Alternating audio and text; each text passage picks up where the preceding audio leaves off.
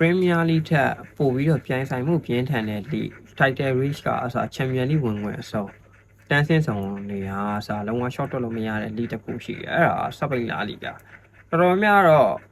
ဥရောပအသင်းတွေကျွန်တော်တို့ Champion League ကြီးလို့ရှိရင်စပိန်အသင်းတွေရဲ့ကြာရီတန်းနေတာနဲ့ဘာစီလိုနာရီရဲ့လောက်ကိုပဲမြင်လာဗျာ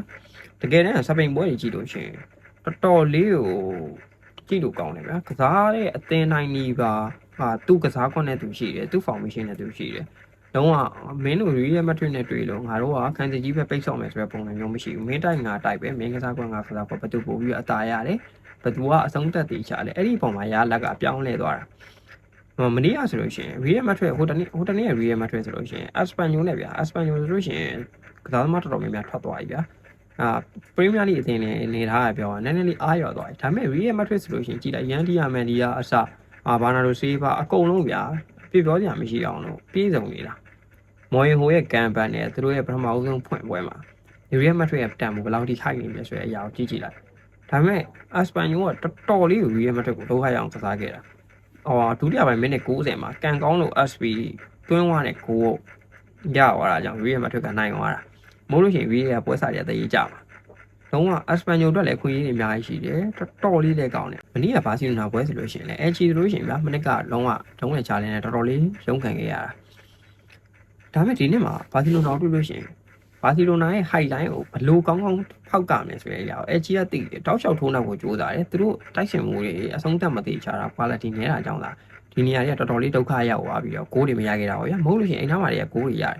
အဲ့လိုပဲတစ်ဖက်ကဘာစီလိုနာဆိုလို့ရှိရင်လည်းပထမမှ2စီတော့ဘာစီလိုနာကဒီတိုင်းဆိုလို့ရှိရင်အများဆုံးပြီးမှ 3C 4C ပေါ့အဲ့လောက်နဲ့မှအများဆုံးပြီးမှ 3C ပေါ့ကျွန်တော်အဲ့လောက်ပဲတွက်ထားတယ်ဒါပေမဲ့ဒုတိယပိုင်းမှာ Anthony Gordon ကိုထည့်ပြီးတွေကဒီပြ Hansel Felix က Gordon ကိုဘလောက်တောင်တုံးတက်လဲဆိုတဲ့အရာကိုလုံးဝစဉ်းစားလည်းမရအောင်တသိန်းလုံးဘယ်လိုဆော့ရမလဲ Gordon ကောင်းတာသွားလို့ရှိရင်လုံးဝ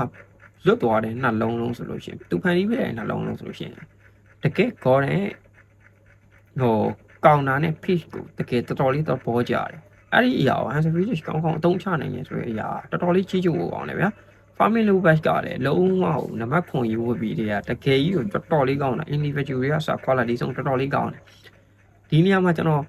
Julian Alvarez နဲ့ပတ်သက်ပြီးပြောပြကြတယ် Julian Alvarez ကိုဘာစီလောင်နာရော Arsenal ကဘာကြောင့်လိုက်ချင်တာလဲဆိုတာသူတို့ရဲ့ကစားကွက်တွေ play style တွေကြောင့်လိုက်ချင်တာ Alvarez ကိုဘာစီလိုနာရော Arsenal ရောအသေးအတန်လိုက်တယ်ဆိုတာအဲ့ဒါကြောင့်လိုက်တာ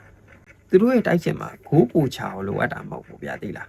သူတို့က force 9ကစားသမားကိုလိုတာသူတို့ရဲ့တောင်ပန်တွေကွင်းလယ်တွေနဲ့ link ကတ်တွဲမယ်ပြီးရရင် individual တွေနဲ့အလုပ်လုပ်မယ်ဂိုးသွင်းခွင့်ရဂိုးသွင်းမယ်အဲ့လိုပုံစံမျိုးတွေလိုတာမနေ့ကဆိုလို့ရှိရင်ကြည့်လိုက် Rafinha ဆော့သွားတာလုံးဝ quality ပဲဒါကဘာဖြစ်လို့လိုက်လဲဆိုတော့ Rafinha ကတရားတီလုံးနီးပါ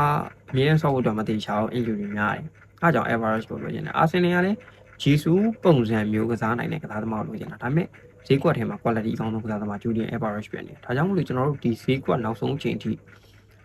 Julian Alvarez ကိုလိုက်နေတယ်လို့ပြောလို့ရတယ်အဲ့တော့တော်တော်လေးစိတ်ဝင်စားဖို့ကောင်းတယ် Julian နဲ့တီကိုကလည်းတော်တော်လေးကိုခွာပြင်းနေပြီဗလာကြီးရဲ့သူတို့တည်ကြခဲ့တဲ့ပွဲမှာပရိသတ်တွေအတင်းသူတို့ပရိသတ်တွေကိုယ်တိုင်ကလှောင်ပြောင်းနေဆိုတော့ဒီနေရာတော်တော်လေးကိုခွာပြင်းနေပြီအဲ့တော့တကယ်လို့ပြေးချင်ဘာစီလိုနာကိုပြေးဖို့ဆိုလို့ရှိရင်လည်းမလွယ်ဘူးဒီစပိန်တွေရဲ့ attack လုပ်တဲ့အရာကို Julian Alvarez တောက်လျှောက်ခံစားမှအသက်အရွယ်အားဖြင့်လည်းတော်တော်လေးရင်းချက်တည်နေတဲ့အရာရောက်နေပြီမဲ့ဒီလောက်ဖိအားများတဲ့အရာတွေရင်ဆိုင်နေရပြီဆိုလို့ရှိရင်တော့ကစားသမားတစ်ယောက်ကအဲ့ဒီအရာတွေမတော်လာနိုင်ရဲ့အများကြီးကြာရေးစင်တော့ရှိတယ်အဲ့တော့သူ့မှာအခွင့်လန်းတွေခွင့်ရေးတွေရှိနေသေးတယ်အဲ့တော့ Julian Alvarez ပြောင်းမယ်ဆိုလို့ရှိရင်လည်းမြန်ဆန်ဆန် decision ချဖို့လိုတယ် Premier League ကိုပြန်လာဖို့တော့ကသူ့ရဲ့ decision တစ်ခုပဲလို့လားအဲ့တော့ Julian Alvarez အပြောင်းရွေးရလဲကျွန်တော်နောက်ဆုံးချိန်ကြီးစောင့်ကြည့်ရမယ်တော်တော်လေးကိုစိတ်ဝင်စားဖို့ကောင်းနေပါပြီဆိုတော့ brother တို့ကဘယ်လိုထင်လဲ comment ဝင်ဆွေးနွေးကြလို့ရပါတယ်ကြည့်ရှုအားပေးတဲ့တုံးတစ်ခုကြည့်နေကျေးဇူးအများကြီးတင်ပါတယ်ဗျ